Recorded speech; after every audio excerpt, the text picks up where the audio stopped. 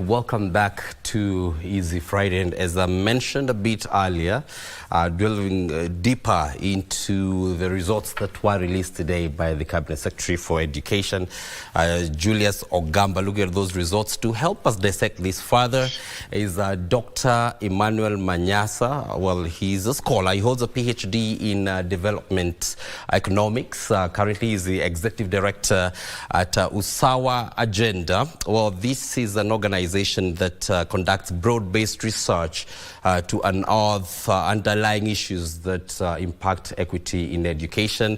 Usawa Agenda also continues with the Uwezo program. If you remember, the Uwezo program covers or conducts citizen-led assessment of learning here in Kenya. Welcome to the program, Dr. Thank you. All right, the results released today by the Cabinet Secretary. You are very well versed into these matters, and you follow the performance of the different students, whether it's KCP, KCSE, university level. What did you make of the results released today compared to previous years? The results show an improvement in overall performance. The results also show a very familiar pattern of one kind of schools doing very well, another kind of schools not doing so well. I think that is a familiar pattern. We see that all the time. It is good that we are seeing improving gender parity in the results as well. We have seen in the candidates registered, but we are also seeing improvement in the balance in performance between girls and boys, and I think that is something to be happy about. All right, looking at the performance of the national schools doesn't come as a shocker. They always tend to lead in these examinations, and therefore the clamor for positions or for placement in these schools is always more of a fight. Do we expect to see changes in the coming future? Because back in the day when I was in school, everyone wanted to go to national schools. Everyone will still want to go to national school in the future for as long as the current status quo obtains, which means that the national schools, or now the cluster 1 schools, continue to hog the facilities and hog the best teachers and the best school leaders. It will always mean that they are advantaged in many ways, and so every other parent will want their child to go there because of the increased probability that they will do well in the exam.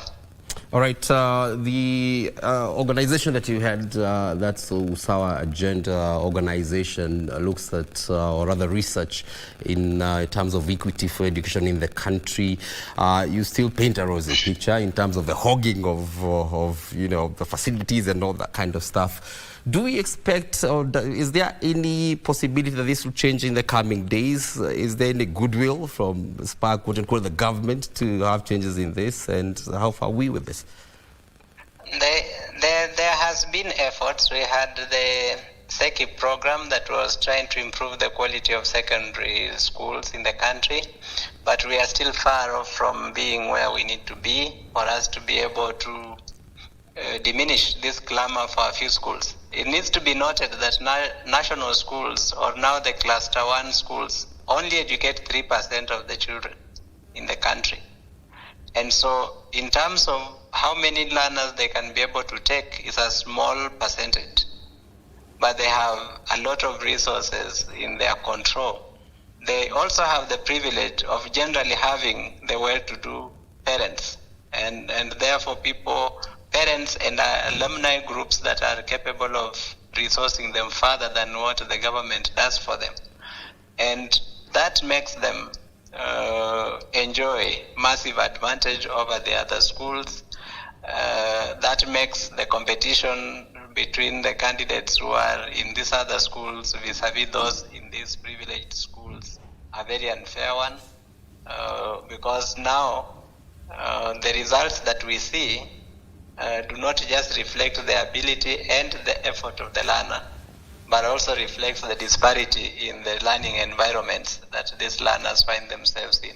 So our urge to the government and to all other actors in the educational sector, because there are very many other actors, is that let us set out on a mission to create what is a minimum standard of a secondary school, so that secondary schools can actually be attractive. All of them can be attractive to the different learners across the country, because we will never be able to make these cluster 1 schools absorb everyone.